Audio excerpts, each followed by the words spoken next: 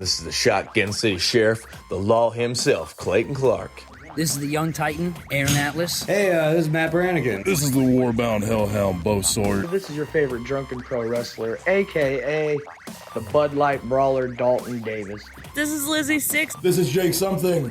And this is the jaw-jacking, back-cracking, God created all men equal, and then he made me the sequel, Rohit Raju, and you are listening to the Spot Show Podcast. Spot Show Podcast. The Spot Show Podcast. The Spot Show Podcast. Spot Show Podcast. Hell yeah. The Spot Show Podcast. The Spot Show Podcast? Yes, right, I stuttered. Shut up. What's up, everybody? Welcome to the Spot Show Podcast, an independent wrestling podcast with a few pit stops along the way. And those pit stops are being made by our guest. We're going to get to him in just a second. I, of course, am one of your hosts, the Dr. Seuss of the commentary booth, Dickie Wabash. I'm joined, as always, by that lovely, lovely gentleman over there, Michael Madrox. Madrox, we got a banger guest today. We got the most controversial guest. Controversial. Yes, words are fucking hard after this weekend, okay? Yeah, we're going to get into this weekend a lot because the reason I say the pit stops is because this is the man that has been driving us on this incredible, crazy fucking MadBash weekend. Guys, this is a guest that you have heard us talk about. Here's what's weird about doing this is that they see the title. They know that Oliver is the guest. But we still gotta But I still gotta hype it up. Still gotta hype it up. Guys, the Rizzled veteran, the 5'7" gift from heaven, Oliver Cain, has finally made his way into the MadBash studio. That's your cue. Oh, hi, fellas. Yeah, man, this is one that we've been trying to cook up for a long time, and then we finally had all the pieces fall into place. Like, it's not even over. We still have one more thing this weekend, but like, goddamn, what better way to get you, like, just the timing of how all this came together is just nuts to me because we've got this ridiculous road trip, and then we just, like, less than 10 hours of sleep total this weekend, probably. Let's turn on the microphones. Yeah, it's a good 420 and 421 and I guess 419 a little bit too. But yeah, I don't know. I was excited. I hit up a couple friends in Ohio at Sin Pro Wrestling. Shout out to GK. Yeah, we plugged him on the last one. We said we were going to be there. Yeah, I wanted to bring you guys in so you could see how it's done in Ohio because it's a little different in Ohio.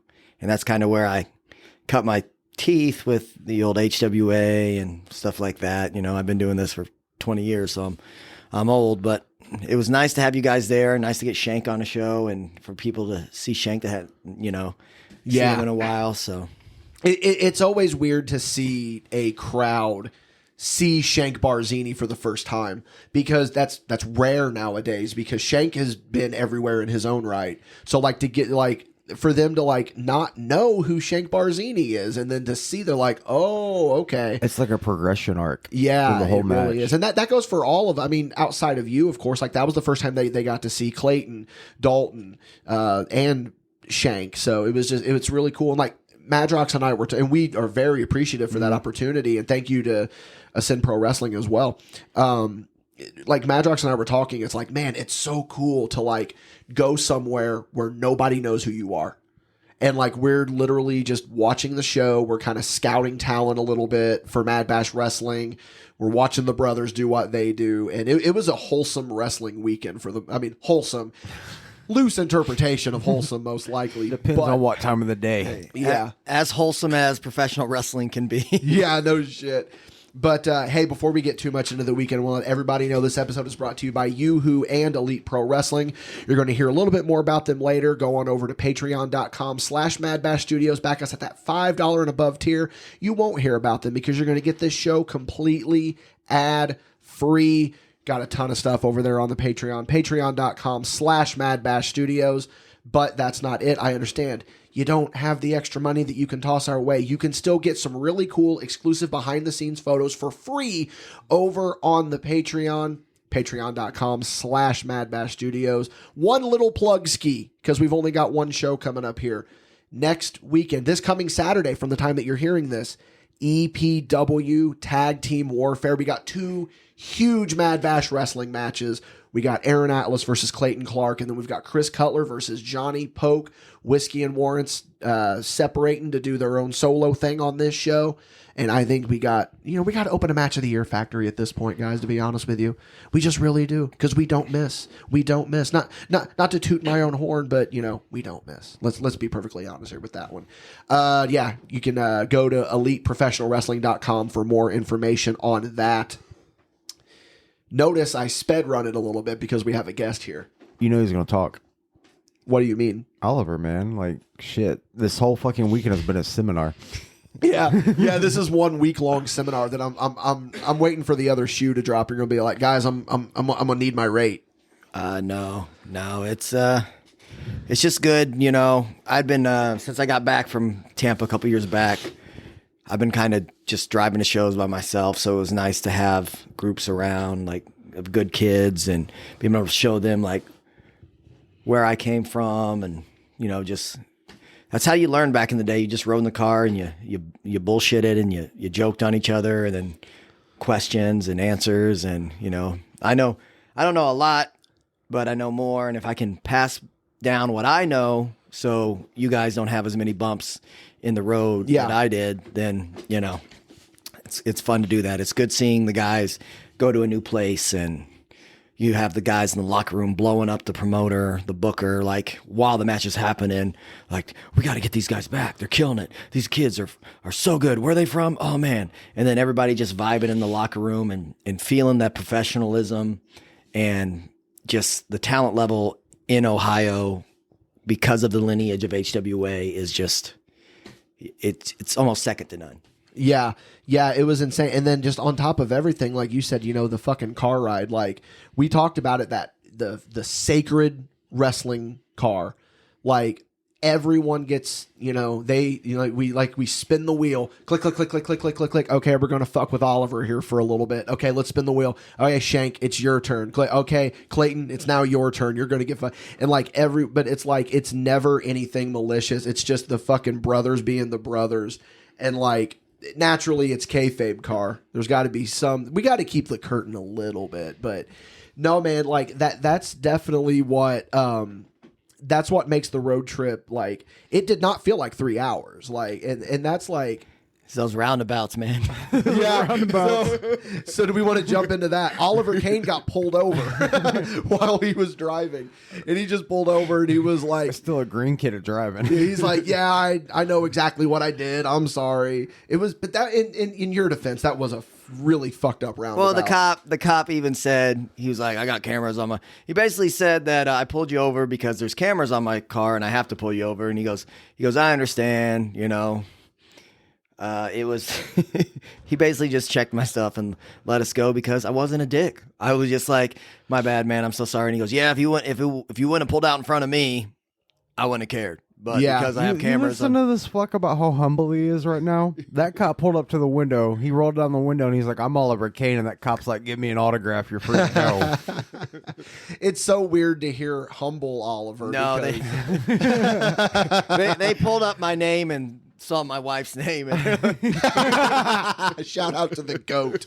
Shout out to the goat. But no, like we talk about the being humble or whatever. Like, let's just call it what it is. Like, you had the reputation of being kind of a dick because, like, I am one. You are. Like, it's just the truth. But like that's what I've always respected about you is that, like, you don't sugarcoat it. It's like, take me at face value. And we need more of that in wrestling, to be perfectly honest with you. Like, you know, we talked about it, and you didn't even remember the story until I told you. You and I had heat for a while. I'm pretty sure you and MadBash probably had heat at some point. I have a hard time believing that one.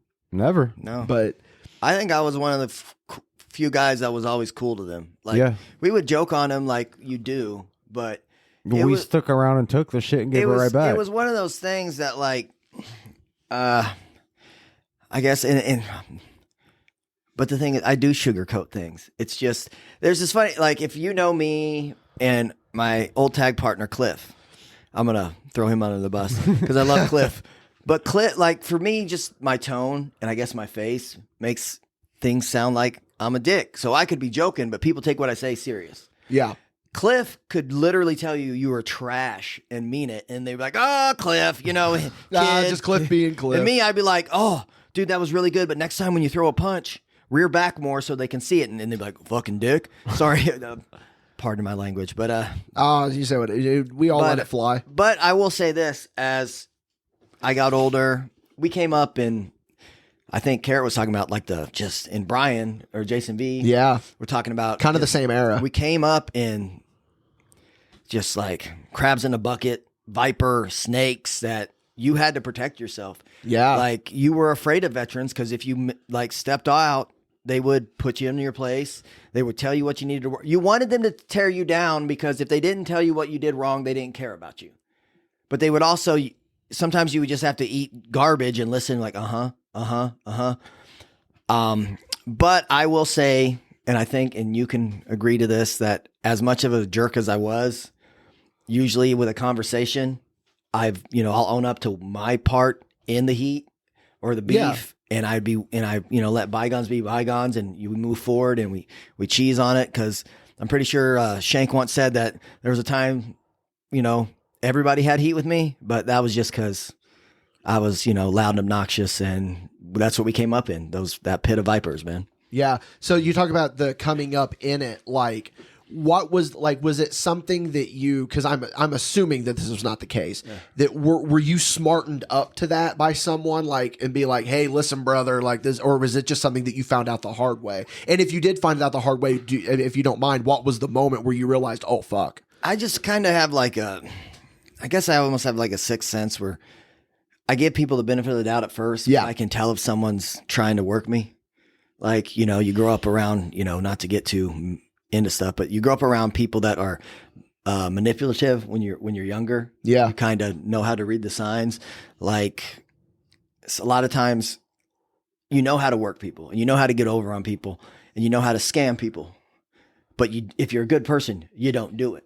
Yeah. It's like, you don't do it. Like I see, and I could go further in life if I did that, but my conscience won't let me. But it doesn't mean I don't recognize what you're doing. Yeah. It's like people are like, oh, he's got eyes and ears everywhere. No, it's just people are a lot more blatant than they think if you have a trained eye. It's like watching a wrestling match as a worker. You can see the little, oh, he's got good footwork. Oh, there's great timing. Oh, look, they covered that up. You couldn't even tell. It's things like that. But yeah, it was just kind of something that I don't know. They were blatant at it, but back in my day, if you posted something online, you'd say that to the person's face, but you still work on the same shows. Like we just, Well, but see, and that's the thing too, is that you talk about posting something online, like in the early days of your, like that social media wasn't really a thing. No. So you and when I first got in like 2012, I forgot for a minute. That's when Twitter was really starting to kind of take off. And that's where that's where you and I got into it, was on Twitter. Because the story is, I think I may have told it on here, we just so happened to be at the same Denny's. And you had worked a show that night. I had worked another show. Yeah. And I was with my group of people. You're with your group of people. And I had been getting reports about the show that you were on. There was like a small draw, yada, yada, blah, blah, blah. Yeah. So the story is, we're at Denny's, you go up and you pay. I had to go break a 20 to bring back some change for the table. As I'm walking back to my table, I notice that the table is already cleaned off, so the waitress is not going to be coming back. So I'm just like, I ended up finding her and giving her whatever. So somehow, I don't even know how, I see a tweet from @HybridCain. Doesn't exist anymore. Yeah, it doesn't exist anymore. It says, it was something to the effect of, I scared Dickie Wabash so much that he didn't tip his waitress. To which I reply, at least the show I was on tonight had a good draw. And then you threw a barb back at me. I threw a barb back at you, and we sent like 5 or 6 tweets back and forth. And then I was like, you know what? You're the vet. You're right. And then that's when Oliver was like, boom, boom, boom, boom, like 7 tweets in a row. And then tweets that weren't even tagging me in it anymore. You were just like, these fucking kids come into this business and they're trying. It's like, try bumping first, you fucking asshole, before you even do this.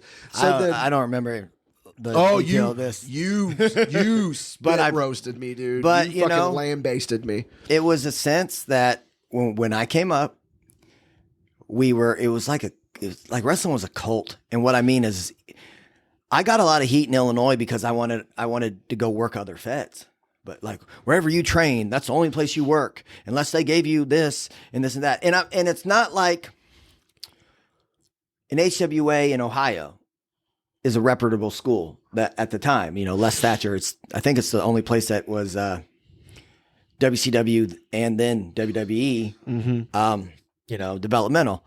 So it's one thing with that. But like when it's just a bunch of the small indies, like it wasn't that they didn't want you to, like your promoter didn't want you to go work on shows unless you could get them booked. And then they didn't want you to, work on shows they were like, we're family. They gave you the family line a lot, which means we're not going to pay you and you're going to do all the grunt work. And, I get the paying dues, but sometimes you got to look around and saying, where am I paying dues to? Yeah. And I hope that the listeners are kind of noticing a through line here, because what Oliver is saying, I think almost every single guest that we've had on here has said the exact same shit. It was tribalism, like at its like at the pure definition of tribalism for like, loser tribes. Yeah. V talked about it. Oliver's now talking about it. Carrot talked about it. It's just, it's crazy that it's like, it was definitely an us versus them mentality. And that's what the root of the whole Denny's exchange was, because the people that I was aligned with did not like Oliver Cain, and I'm drinking the Kool-Aid. So I'm like, fuck Oliver Cain. I don't like him. But then fast forward a year, we're working a show together. It's the first time we'd seen each other. And I was like, hey man, I don't want no heat. I apologize. And you're like, yeah, I do too. And then from that point on, we've been fine. Yeah. We've been great. And I don't even think it was that big of a thing. No, it really came wasn't. up to me and I was just like, yeah, it was dumb shit. Whatever, move on. Because to me, it's like everybody has a part in the beef. Like whether somebody did something bad to you and you're standing up, like it's rarely blameless beef. And there's always certain times, like I try to get that point now where I'm like, I guess the way I would put it is when bad things happen to people I don't like, I laugh because it's human nature, but I don't go out of my way to make bad things happen because I don't want that energy. And I don't care to have that energy because I'd much rather spend time trying to make good things happen to the people I care about or, just myself. So that doesn't mean that when the, shit hits the fan for, the circus you're not a part of, you don't sit there and die laughing. Exactly. When karma comes around, I'm cracking that joke. Yeah, and like that's the thing. I'm glad that you said that because I think that's the most honest thing that like if people were more honest with themselves and like it's not like I sit back and wish ill on my enemies. I don't. But don't get me wrong, if something fucking happens to them, it's like good, you fucking deserved that. Like I'm not like, rooting against them, but yeah. And I think more people need to be honest about that. Yeah. If I'm being honest, I mean, if it's something that they bring upon themselves. Yeah. And that's, if it's something that, their house burns down or. Absolutely not. You're like, no, oh man, that's fucked up. But if it's something that they did and it kind of is like, the rooster's coming home, it's like, oh, well. Where it like comes back to bite them in the ass, where like they maybe fucked over somebody and then they end up getting fucked over and it's just this whole thing. But yeah, but that is again, like the listeners, like we've talked about it ad nauseum of like, so then that should cement the fucking truth of like, that's what it was. It was us versus them. Mm-hmm. And the us that you were with, you were just as bad as the them. And like, instead of like working together, no, it was just like, fuck this guy, fuck that guy. And everyone tried to feed the us versus them mentality, but it was mainly an I versus everyone. Yeah. And a lot of it too is like, I'd get heat from people and I'm not here kissing my ass because, I try not to, but I would get heat because I was the one that I felt like was trying to break people from that. Yeah. Because when I would, I have never in my life, unless it was a safety issue, have told someone, don't work for this place. Don't wrestle here. Don't this. I have said, if you, get your reps in, here's what you need to look for. You're an adult because your path isn't my path. And upon saying that also, different people are different people to different people. Oh, especially So- in wrestling. So I might not like this guy, but if he's good to you, and vice versa. So I don't play that game. You're friends with him, you can't be friends with me. No, I'm 40 years old, bro. Get out of here. But like I said, the us versus, I was like the first one that was kind of like, why don't we go on road trips? Why don't we go wrestle here? And you know they're taking advantage of you, and it's like that hard. I get it, the red pilling term, but Yeah. sometimes you don't want to hear that hard truth. that you're getting. You know, it's like, dude, you shouldn't let him do that. Like, stand up for yourself. You know, and sometimes you get that. Speaking of the us versus them, sometimes you end up fighting wars that if you would have just left it alone. It's almost a Yeah. proxy war. Yeah. Where you're fighting the war for the person and you're innocent in the whole thing, but it's just like you're the pawn. Yeah. Because they don't have the nuts or whatever to step up because it might hurt their reputation. And you almost end up getting heat with people because you stood up for the guys, or you stood up for somebody, and then that person ends up throwing you under the bus to the guys that you're protecting them from, when it's like, I should have just let him get the shit beat out of him. Yeah. You know? Yeah. I swear to God, like, wrestling is not all negative. Like, Shout out to Team Overkill. They know what I'm saying. Shout out to Team Overkill. Overkill. Hell yeah. That's a that's a deep vault reference right there, brother. But with that, no, I'll be honest. With that, I will touch on that because I love those guys, and I've chilled everything out. For those of you that don't know, Christian Rose, Matt Cage, Alex Castle. Yeah, we hated each other, but we showed up every time. We booked together, and it was me trying to help protect this Fed that ended up not caring about it. And then these guys that I was looking out for that were doofuses threw me and Shank under the bus when we should have just let what happened. And because we actually got along better with the Team Overkill guys, but it was just like differencing in philosophies. Mm-hmm. But at the end of the day, like, they could go, we could go, you know, it was all dumb. And I've never talked about this, but it was all dumb. And every time I see them, like, you know, Alex Castle cuts my hair, Champaign, Illinois, go get your hair cut from him. Tom, Christian Rose. Whoop. Whoop. That's his middle name. Christian Thomas Rose. Yeah.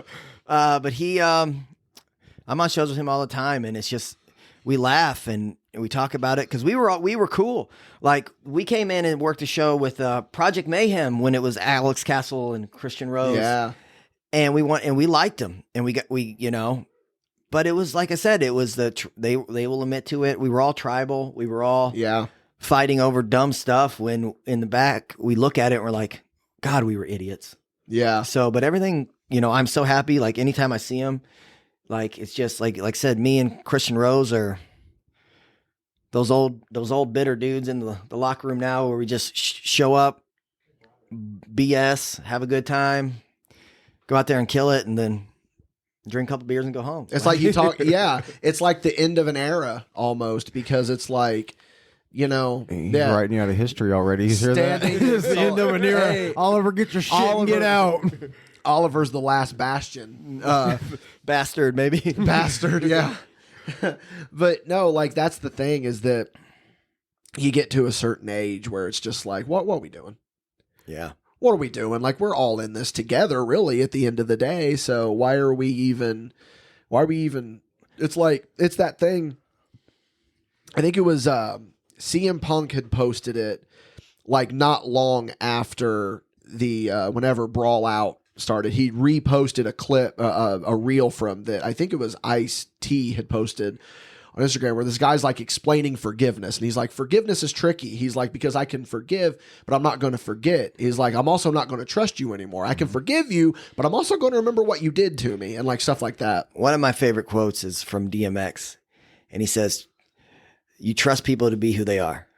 And he's like, you trust a snake to be a snake. You trust a rat to be a rat. So that way you ain't got to stress about it. Well, like, you know, this guy's going to rat me out. This guy's going to throw me under the bus. You understand who they are. Like, when I first meet you, I give you benefit of the doubt, da-da-da-da-da. But the moment you do something, I'm like, well, Okay. Yeah. I just don't mess with you anymore. It's that silly old man, I'm a snake. Like, I'm telling you right now what's going to happen, you know? And then you get surprised when it happens. It's like, come on, dude. Like, what? You should have known. Yeah, you should have known, you silly old man. I'm a snake. Back to CM Punk promos, which he actually stole from Jake the Snake Roberts. What, the snake promo thing? Yeah. Well, that's just a parable, though. Yeah, I know, but like Jake was the first one to do it. But no, like I said, like wrestling is not all fucking negative. Like I don't want to, you know, the first half hour of this podcast we've been kind of doom and gloom about it, but like, you know, let's go back in the fucking time machine a little bit here, because like, you know, you were pretty much like Madrox and I's hometown fed. This is the one that we would go to that made us want to be professional wrestlers. Was a little company called Crossroads Championship Wrestling. And there was this group called The Chosen Few, and there was this dickhead leading them called Donovan Cain. I was not leading the He was not leading That them. was Charlie Colton Catch. I'm about to say his Christian name out there. That was Colton Catch. I thought that's where my memory's bad. I would have swore that you were a leader at some point. No, not in that fed. But no, it was like Willie Jacks was a moment. Willie Jacks when it was. I don't think Dickie was around the Willie. I Jack never era. got to go. So for those of you, there was this venue here in Terre Haute, and it was called Willie Jack's, and it was like this big fucking bar and grill thing, and that's where CCW got its start, right? Was no, I didn't. or not start? Yeah, but like that was when I came into it. I started around 2004, like right before July before I turned 21, because I had my first match was against Michelle, whatever. I forgot her last name, but she was on America's Next Top Model, and I was fucking hungover. Jezebel. Which fun fact, we have that match. Yes, We have. So here's another spoiler alert. Yeah, Breaking news. Yeah, quick little tangent here, guys. Like, Oliver did one of those gimmicks where you send in tapes and get them digitized. I have all this footage, and so does Oliver. So we want to do something with it at some point on the Patreon or whatever, where you go back and watch your old matches or something. That would be really cool. Well, if nothing else, I'd like to have them out there for like, Yeah. Cliff and Electrifying or Heather, whatever you want. But because it's got a lot of old footage. Some of the stuff that I thought I would have, I didn't have. But That's memories, Zeus. yeah. Yeah, but like that's the thing. We're not going to say how I did it because we're not being sponsored by that company. But yeah, there are certain companies out there that will digitize they your will stuff. preserve your legacy. Yeah.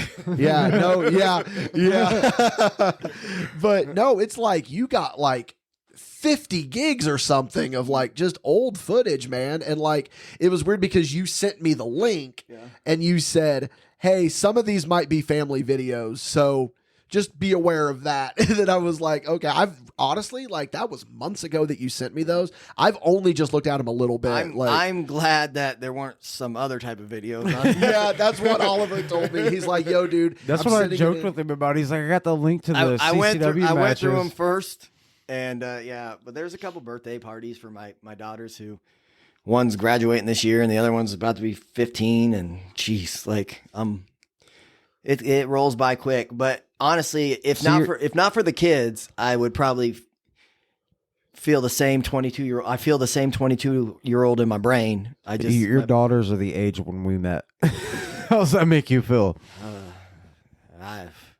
You're a lot skinnier now. Yeah. Still the same height. But yeah, back to bring it back now. Yeah, like I never got to go to these Willie Jack shows, but like you always hear the legends of the Crossroads Willie Jack shows. I was at the Legacy. Oh, those were two. That was the Legacy and the Willie Jacks. That was when I think my first match was at the Legacy.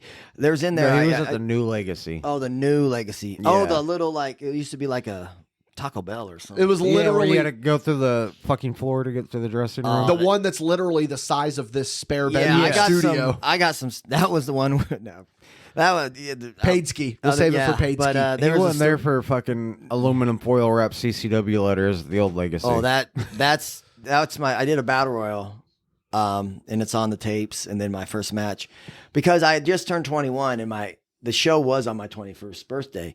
So my brother-in-law took me to the bar at like midnight, and he knew the owner of the bar in my small town. I grew up in Maroa, Illinois.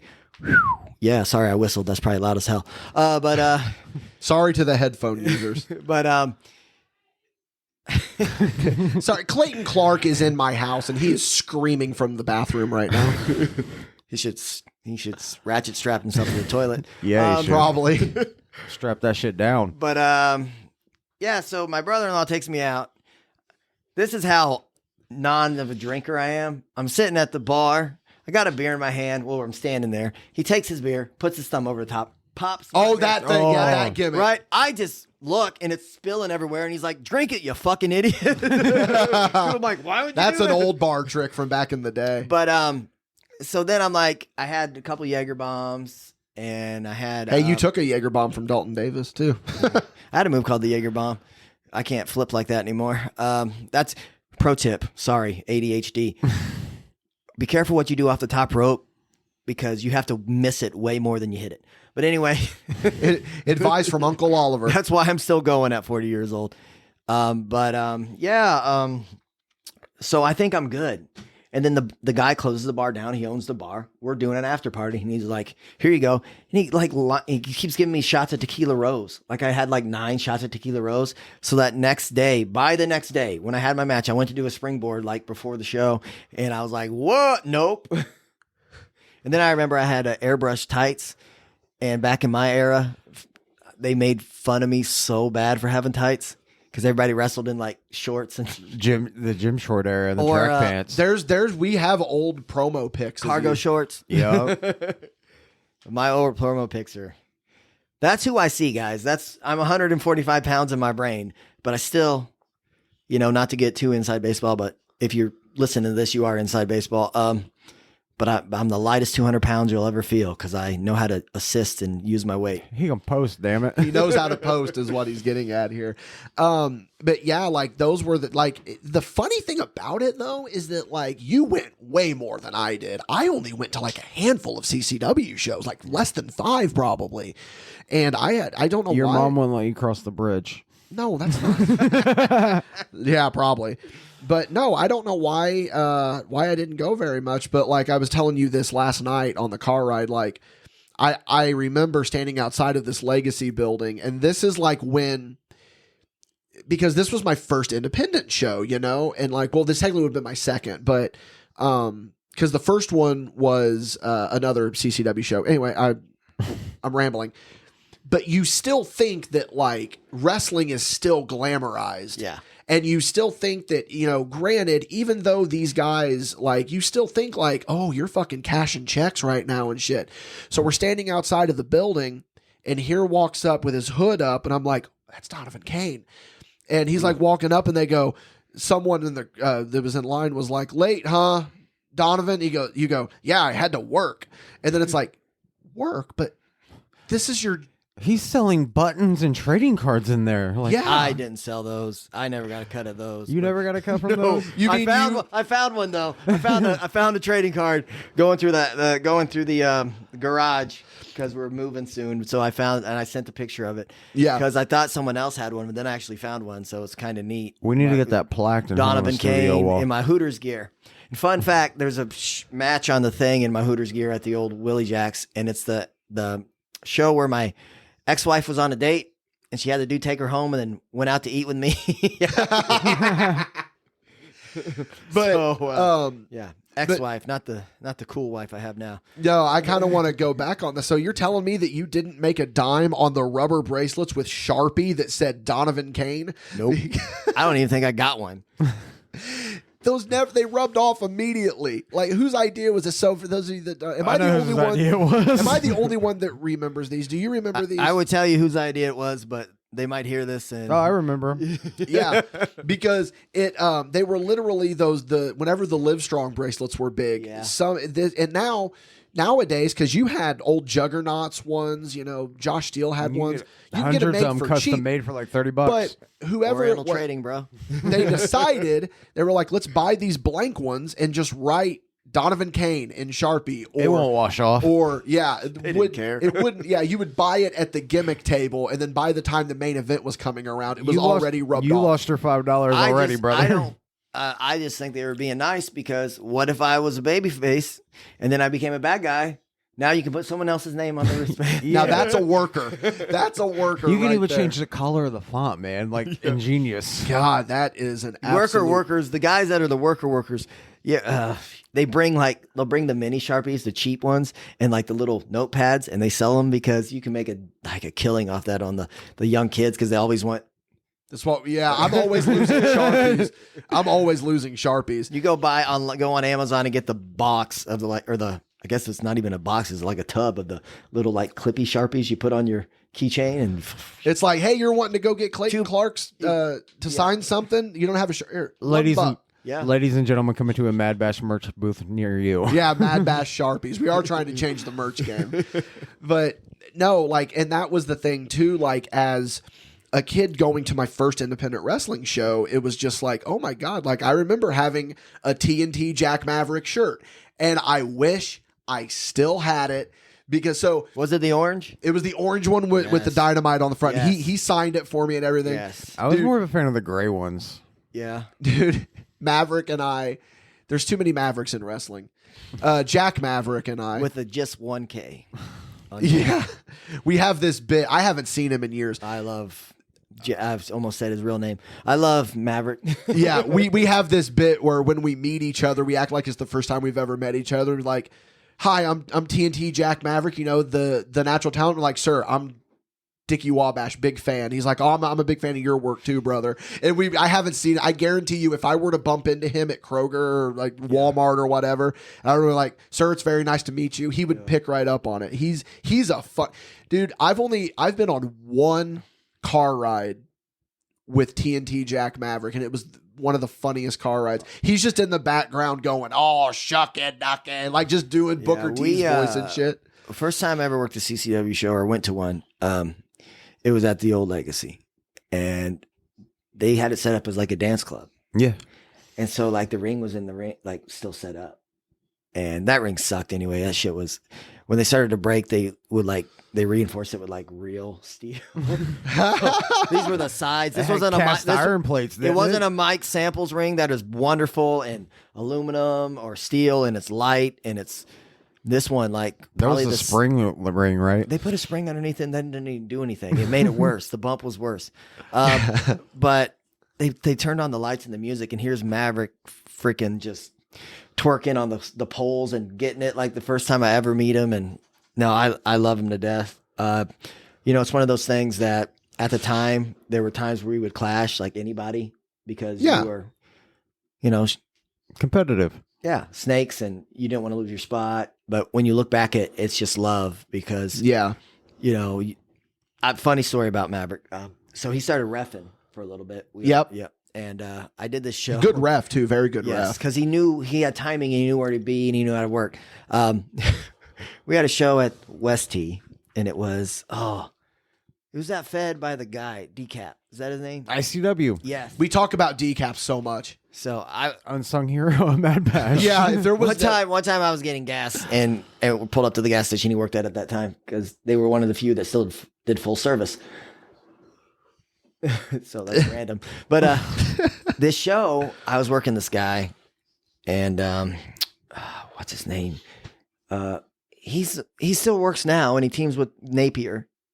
He's probably going to be there today. Oh, he goes by, I know he goes by Limbo now. Okay, he's had 500 gimmicks. At the time, if I'm guessing this time period, he was a snake gimmick or something. He was probably going by Temple Rain at the time. Yes. So I had a match with him when I had the X Division Championship. I would come in and Maverick was my ref, and I wanted to do a dive, and Maverick was the only guy that would catch you, like from CCW, consistently. I mean, other than Cliff or Gary, like there was. That's why Gary and Cliff like jumping on me.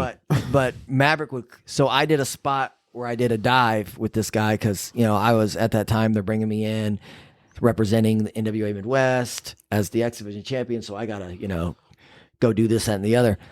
And I was like, Maverick, I'm gonna do a dive, but I need you to get out there with him because I know you'll catch me.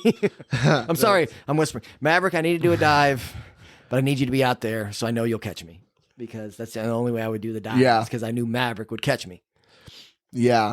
He's one of the good ones. He's one of the good. I'm trying.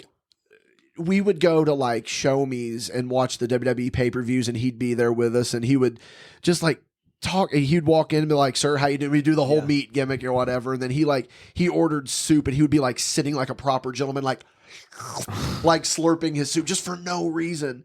And it's just like, why are you doing this, man? You're so like, there's no reason to be as funny as you are. Like, it's fucking great. But I say that we keep rolling with these stories from the past after we hear a word from our sponsors. This episode of the Spot Show podcast is also brought to you by Elite Pro Wrestling. Here's the thing about Elite Pro Wrestling, right? You have them to thank for the Spot Show podcast in many different ways. Elite Pro Wrestling gave MadBash Studios our first opportunity when we decided to come back into the wrestling business. So Elite Pro Wrestling is one of the OG backers. We love Elite Pro Wrestling so much. They are putting on incredible shows every single month. You should absolutely be there, whether it be in Odin, Indiana, Washington, Indiana. We would love to see you in the crowd there at Elite Pro Wrestling for every single thing that you need to know about EPW. Head on over to EliteProfessionalWrestling.com. There you are going to find dates, events, links, everything that you need to know about EPW. Thank you so much for being a day one sponsor, EPW. We very much appreciate it. This episode is brought to you by Yoo-Hoo, a product of Keurig Dr. Pepper. So here's what I want you to picture right now, right? You're on a long road trip, you're driving along, and you're thinking, man, I could really go for a nice, sweet, refreshing drink. You pull into a gas station, and the first thing you see is Yoo-Hoo. And I gotta tell you, grabbing that Yoo-Hoo, that's going to be the right decision every single time. Yoo-Hoo is available in a variety of flavors, vanilla, strawberry, but here at MadBash, our personal favorite is chocolate. I'm going to tell you about Yoo-Hoo a little bit more, right? We absolutely love this stuff here at MadBash. We cannot get enough of it. And you know what? We're going to sweeten the pot a little bit here thanks to Yoo-Hoo. If you see us at a wrestling show and you buy a MadBash wrestling sticker, you are entitled to one free bottle of Yoo-Hoo on MadBash Studios. Limit one per customer while supplies last. Now, come on, guys. You can't beat that deal with a stick. Again, MadBash would like to thank Yoo-Hoo so much for sponsoring this episode. So during the little break ski there, we were just, before we went into the break ski, rather, you were talking about being the X Division champion. You said that you were essentially kind of going, from my understanding of it, from the way that you just described it, you were just kind of going from territory, quote unquote, to territory to defend the belt and stuff. Yeah, because we were trying to reestablish it because we had the SLW, which became NWA Midwest, because NWA Midwest had stopped running because Schumann got sick or just stopped wanting to do it. I don't remember. I know he ended up getting sick at the end, but so 01, it became NWA Midwest for a while, and then they brokered the deal with 01 to be 01 USA. But when I took the NWA Midwest X Division title, I was kind of going to some of the other NWA affiliates, a couple of them, like NWA Indiana, and then NWA Bruiser City, I think that's how, or Brewer City, whichever it is, the one up in Wisconsin. I remember just being announced from Illinois. I got so much heat. They're like, boo, fuck you, Bears. And knowing you probably had Bears gear. No, I just did strictly the blue, yellow, and gold. The old school blue, yellow, yeah. Because of the high school I went to. Well, I didn't show up. The junior high I went to. But yeah, it was. We'd hop in the car, me and Wes. I was the driver because Wes is Shank, by the way. Shank. Me and Shank would kind of went on a loop. We went down to NWA Florida and did a thing, and that's where I met a couple of guys that I would end up working with again when I moved down to Tampa. it was you can find some of those matches. I know the NWA Florida matches online. And what year is this, would you say? Probably 2012, 2013. I don't. Oh shit! Okay. I don't remember. I've been doing it so long, I forgot. Yeah. But I know like it was before it became 0-1. No, yeah, because it was when Sheik was world champion, and Sheik had just won the NWA world champion because Dark City Fight Club were and then Craig Classic was the junior heavyweight, and I was trying to build something to that because I was working with Tony, and Tony was working a program. Tony Kazina, sorry, he was working a program with Craig Classic. Just a lot of trying to help bring value to the NWA Midwest title. Yeah. It's a beautiful belt. In fact, TNA stole the concept of it for their X Division title, which I kind of like the NWA one a little better because the X is gold. Yeah, people you always think it's the other way around. Yeah. But it's not. Actually, I'm trying to act like I knew that. Nope. But first time I do hearing that, it. I always thought that. But I mean, you look at the lineage of the guys that held it: Austin Aries, Matt Seidel, Delirious. Those are just off the top of my head. It was, that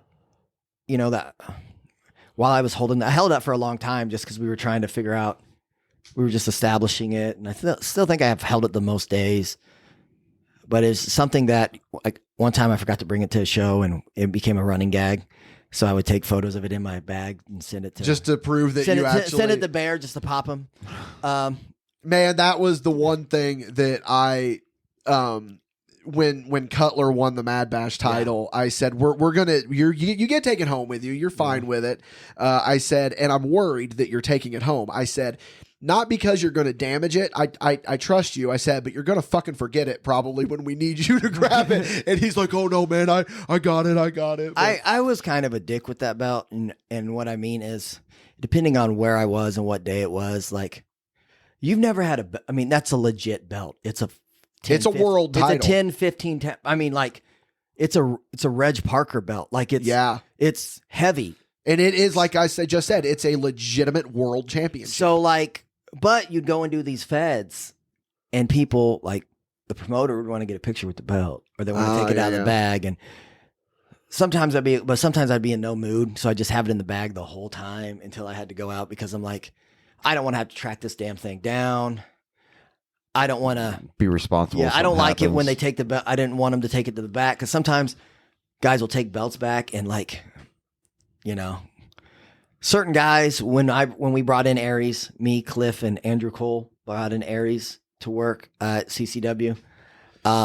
Dudes were taking pictures of his ROH tag title without him knowing, and it was kind of like, that's shady. Yeah, I'm like, bro, you're gonna get us heat. Little known fact, that is the show where H-Bomb and Ray Lincoln set themselves on fire in a barbed wire ring. Find footage of this match in a barbed wire ring. I thought I had that show on those tapes, but I don't know where. But that's I was sad at some of the stuff not being on the tapes. But it was just like, I don't know, and we didn't really know about lighting, so some of my tapes are just fucking terribly black. Like, dark. And I was like, oh, these are gonna need to be cleaned up. But it's just one of those things that I was proud to do the loop.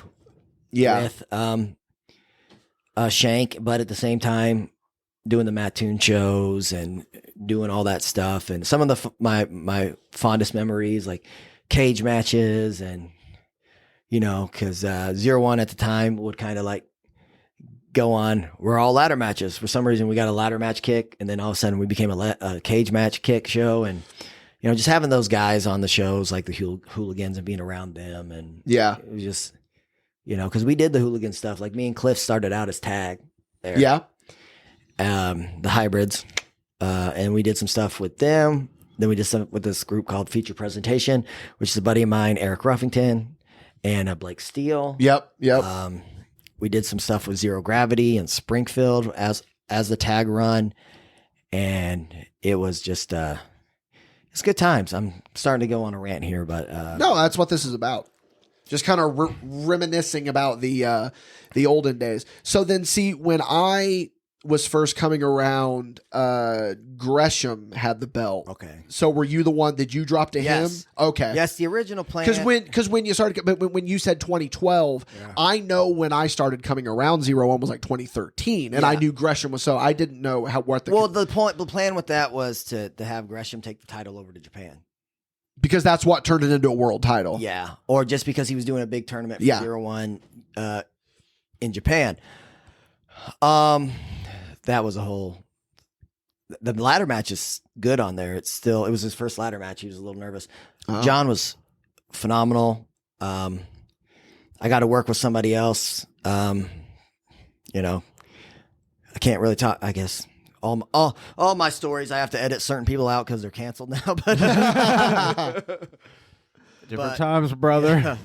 But Travis Banks, it was good to work with him. But he, the whole idea was is I'd held this belt for so long, and Dave had done this gimmick where we did a tournament and the winner got the medallion, and he wanted me to. This is the very first time. This is the only time that I've really said no. I'm not putting someone over. Yeah. He wanted me to have a ladder match or have a match with SB. SB beat me for the belt, and then Gresham cash in his medallion because everybody was doing the Money in the Bank shit. Oh, yeah. And I said, no, Dave, I don't mind losing the belt, but it does nobody good for me to lose to a heel and then Gresham just cashes in right there. Just put me and Gresham in the ladder match and I'll put him over. I've earned this opportunity to put the belt over, and it will mean more him taking it from me. Yeah. And it wasn't even a thing about I didn't want to go under to SB. I didn't care about that. But to me, it cheapened what I did, and it cheapened The legacy of the belt. If I lose to him in a ladder match, me and him lose. He beats the guy that's had it for. Yes, because sometimes people they book for that one pop, but he's gonna get a pop beating me. He's gonna get a bigger pop us doing a ladder. That was a show that I did a cage match earlier in the night. Swamp Stomp number 2. We've talked about the fabled Swamp Stomps. This is the one that Bear and Brian McGee had gotten a fight. I got a weird story about. Do you know who Brian McGee is? The name sounds familiar. He's in jail right now in Tampa for killing his girlfriend, the wrestler. Oh, that's him. Yeah. Oh, what? Don't say it because it's on the tip of my tongue. Future. Donovan Reddick. Well, I think that was his worker name. It was Future though, Yeah, right? Future. Yeah. Yeah. Oh fuck. Okay. Yeah, I didn't know his shoot name. Yeah. So I remember when him all and that Bear- happened. Yeah. Well. I didn't know this guy, but V told me about it. Okay. That's paid show stuff because Okay. I got a wild the universe all. I know you had said you want to talk about the butterfly effect. Yeah. The universe all kind of weaves in. Sometimes I feel like I'm the Forrest Gump of professional wrestling. Because you're just there. Just for keeps all this running. stuff. Yeah. Well, it's like you kind of are the Forrest Gump because you were telling stories on the car ride last night. So yeah, and you're just casually dropping these names. So Mox is sitting over there and he's talking about how he's getting ready to go do this. That's what the butterfly effect is like. Yeah. Oliver Kane leads through everyone's fucking history. WrestleMania main eventers, AEW main eventers, ROH history. It's all around Oliver fucking Kane in some sick way. Dude, I'll tell you, speaking of something funny, I saved Generico's life in a What? There's some pictures I have, and I don't have that video, but it might be online. I wrestled in a 4-way against Generico, Davey Richards, and I think Mike Seidel. Not Matt, but Mike. Yeah, his brother. Yeah, I love Mike. He was such a good dude. And I caught Generico on a flip dive, and when I caught him, I picked him up with it, and took him down real easy. Sorry, inside baseball. And when we landed, he goes, "Thank you so much." He was so when I saw him without the mask, which I would tell you what he looked like, but I can't because.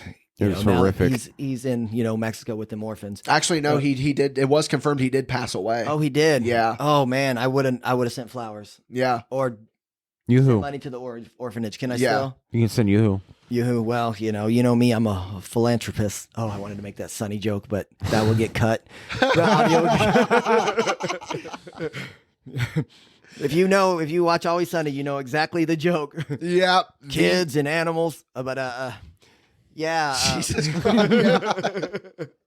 But anyways, you saved El Generico's life. And I worked Eddie Edwards earlier in that night. And I had worked Eddie with just after he got back from Japan, like Noah. So that match is online, and the chop handprints on me was. But I'm putting this match together with Eddie, and I am so respectful because it's Eddie Edwards, bro. Yeah, it's Eddie Edwards, and not to jump around, but like I was always cool with Davey and them from his trainees. I worked with his trainee kids, and then Davey actually got us in Zero Gravity, our ROH tryout, where we did phenomenal. But then Booker's changed, which is the story of wrestling. Which, speaking of ROH, to tie it all back in, there's a video where Kevin Steen attacks Generico, and Generico's all bloody, and it's in Chicago. If you watch the video, I position myself in the camera, so I'm like in the ring the whole time while Steen's cutting this promo. Here's my goofy ass, just like just shocked, yeah. But so I'm putting this match together with Eddie, and he's like, da da da da da, and he talking about my comeback, and I'm like, all right, I do this, and I was like, you don't have to bump me, you're Eddie Edwards, because in my head I'm still 145 pounds, and I'm not more now. It's probably like 170, and he's like, okay, well, what's your finish? And I go, I do a triangle choke, and he goes, okay, and I'm expecting we're gonna do like maybe a no finish gimmick because he's Eddie Edwards. Yeah. I don't know if he had won the ROH title. I don't think he had won the ROH title, but the American Wolves were going like full speed. And he goes, okay. He's like, well, you got any way of getting it? And I was like, well, I can do a thing where like you go for like a schoolboy, and I shifted into it. And he goes, okay, we'll do that. I go to give you the basement gimmick or the backpack stunner, blah, blah, blah, blah. And he goes, all right, go for the sunset flip. Go for the schoolboy. You catch me in the triangle choke, and I tap out. I'm like, huh?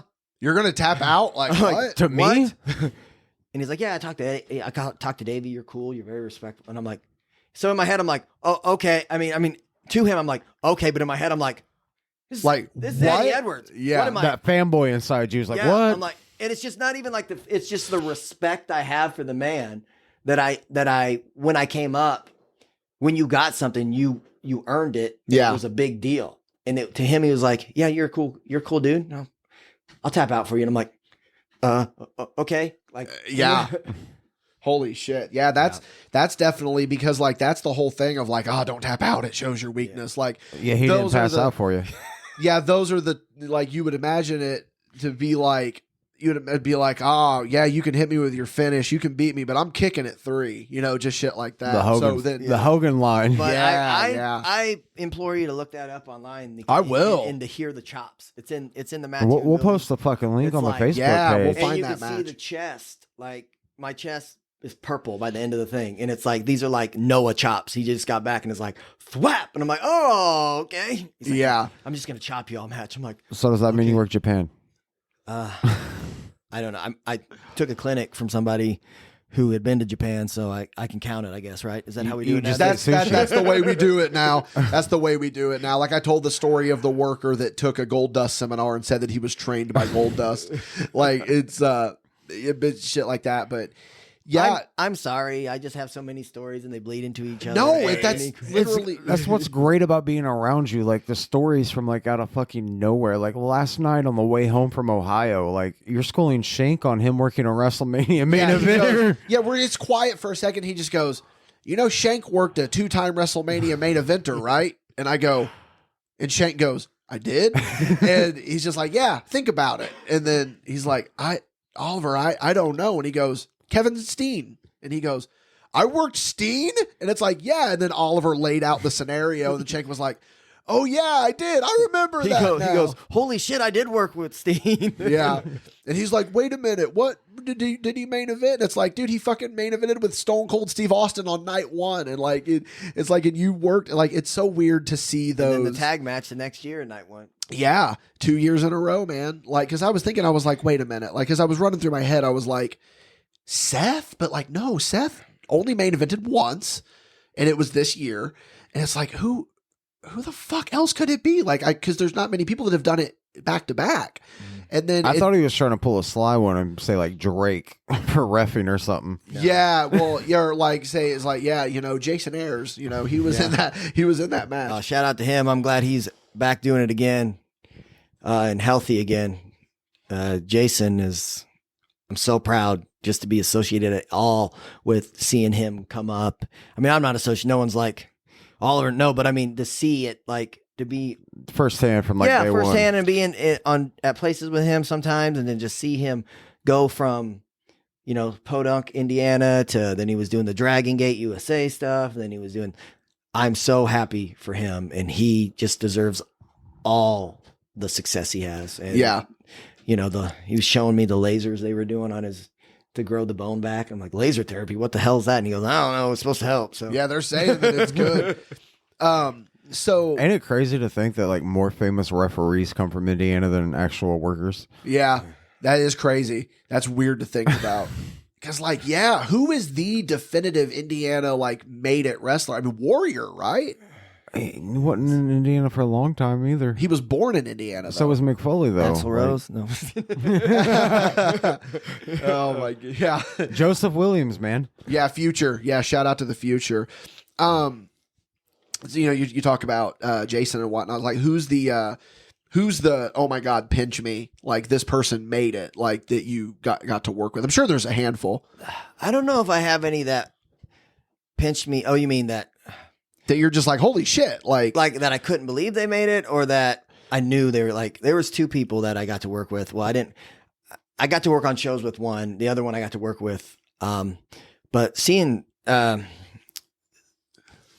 Seth's rise, and I was working on the AEW shows, helping set up the ring and doing dark match stuff.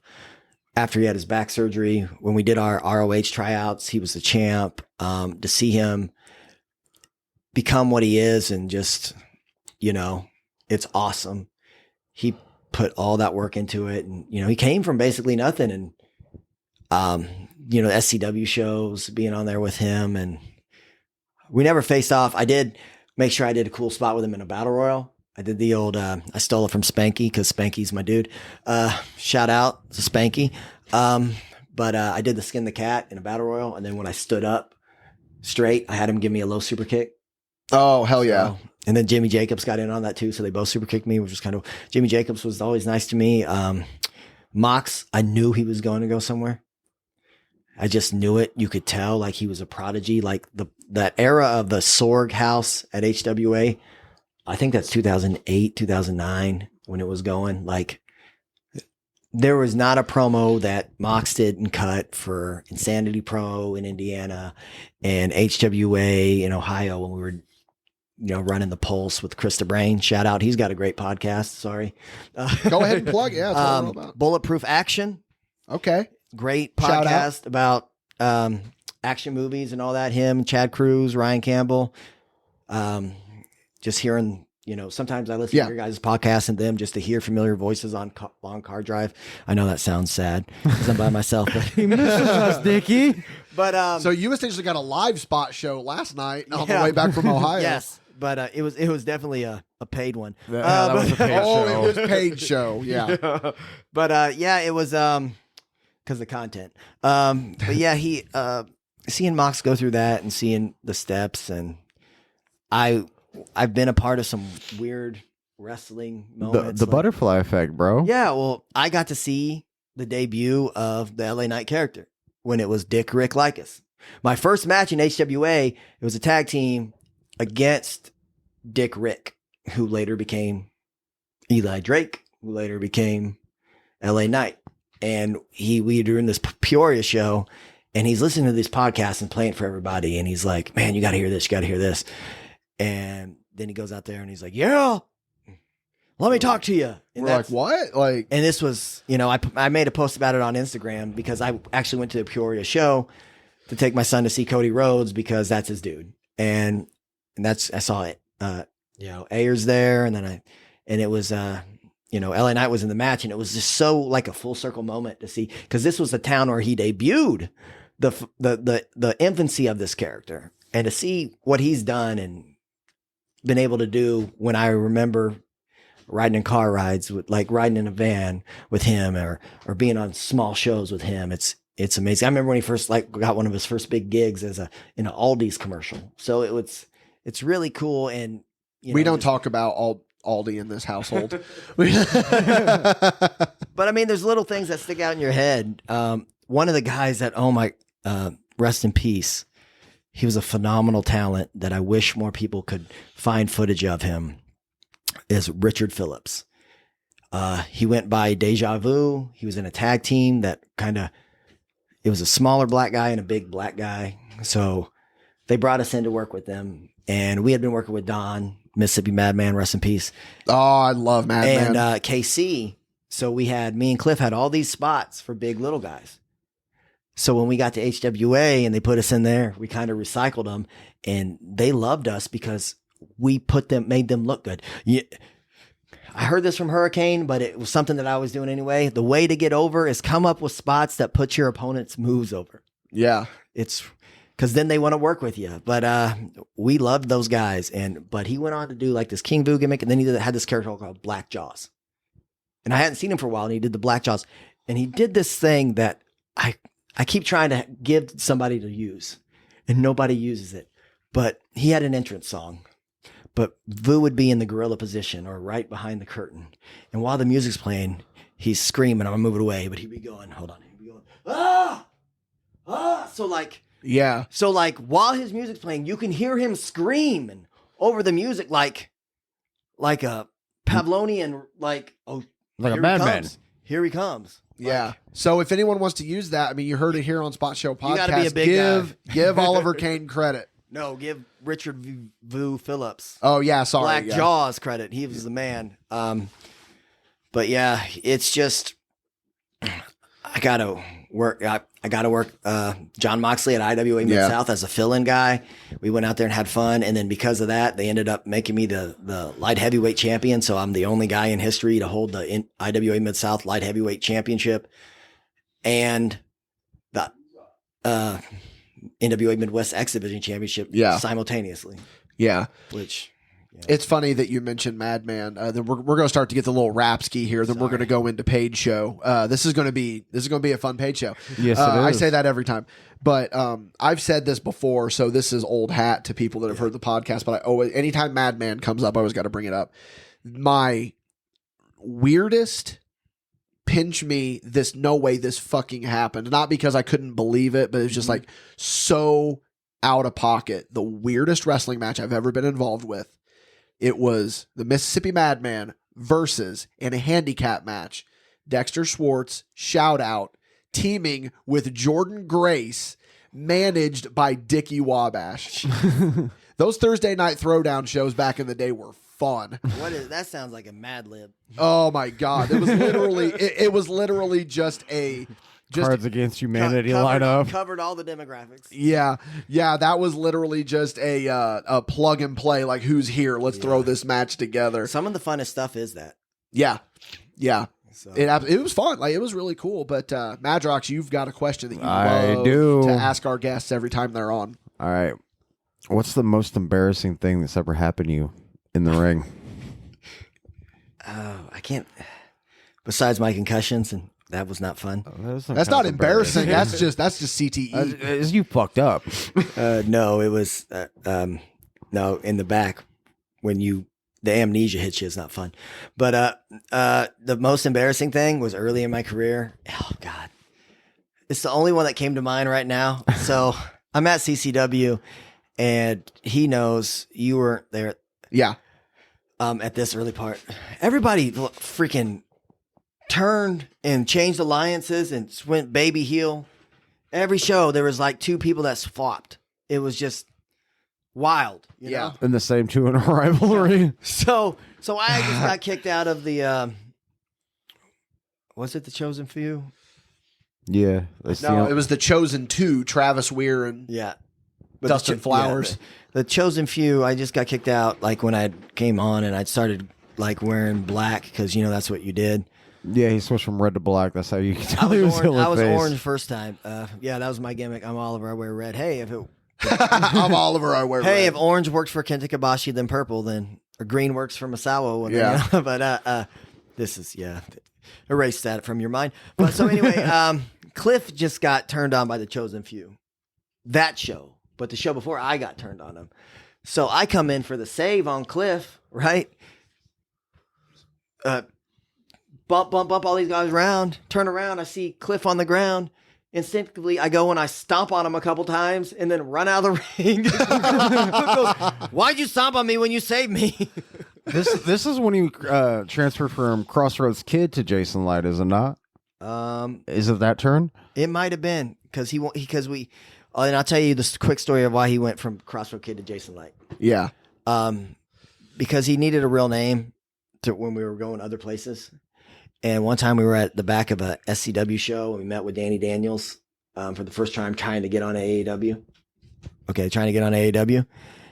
And Danny was eating and we were introduced ourselves and he goes, "Hi, I'm Kid." And he goes, "No, give me your real fucking name."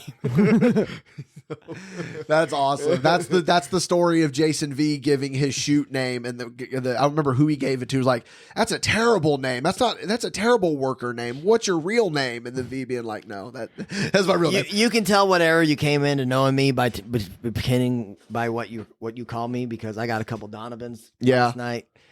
But yeah, it's you're always Uncle Oliver to me. But no, it was I ran in to save somebody and I stomped on the person I was supposed to save, and then I realized I stomped on the guy that I was supposed to save, so I just ran back out of the ring. Panic attack. It's just what happened. Shit.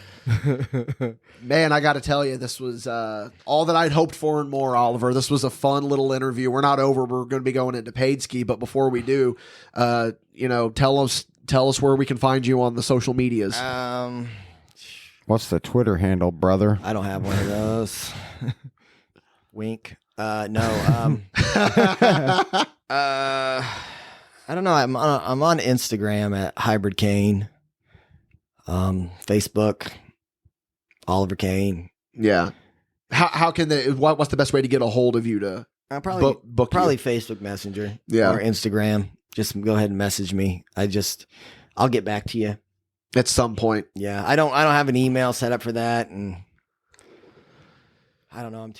I just don't feel like starting a new thing. You know, it's like, brother, I'm 20 years in. I'm just, I definitely will reply. I'll look on the dates. I'll pull up the time tree I have with the wife that she set up, so I know what we're doing. That's funny because when we first used you for MadBash Wrestling, we were trying to think of people to bring in to work Dalton Davis, and he's like, "What about Oliver?" And I was like, "Oliver Cain? Oh, fuck yeah, that'd be so dope." And then Madrox messages me and he's like, "What was the date?" I was like, "I give it to him," and he goes, "Okay, Oliver just checked with his wife, and she said that he can come out and play."